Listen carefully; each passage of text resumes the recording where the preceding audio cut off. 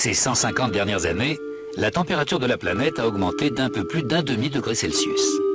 Mais curieusement, ce réchauffement a principalement eu lieu au début du XXe siècle, entre 1905 et 1940, au moment où la production industrielle était relativement faible. Puis après 1940, le climat s'est rafraîchi. Voici un relevé des températures de l'Arctique au cours du XXe siècle. Durant le boom économique de l'après-guerre, les températures s'effondrent. Et paradoxalement, elles cesseront de décroître seulement lors de la crise économique des années 1970. Le professeur Clark et d'autres chercheurs ont en effet mis en évidence un rapport entre la variation du taux de CO2 et celle de la température de l'air, mais pas celui qu'on attendait. Voici l'enregistrement climatique présent dans la carotte de Vostok. En rouge, c'est l'évolution des températures d'une époque lointaine à une époque plus proche, dans un intervalle capital, puisqu'il commence juste après une ère de glaciation.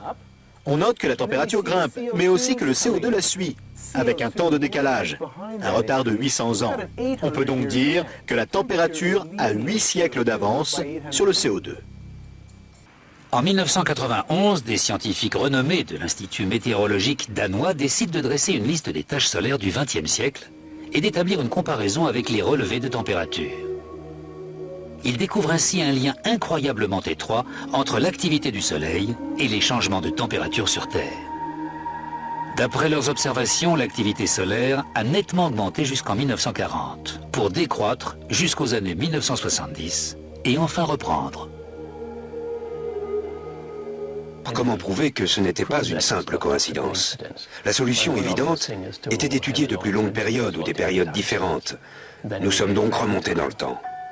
Le professeur Fritz Christensen et ses confrères se penchent donc sur 400 ans de passé astronomique afin d'établir un parallèle entre l'activité des taches solaires et les variations de température.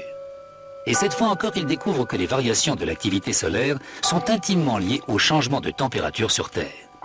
C'est le Soleil, semble-t-il, et non le dioxyde de carbone ou quoi que ce soit d'autre, qui influencerait les changements de climat.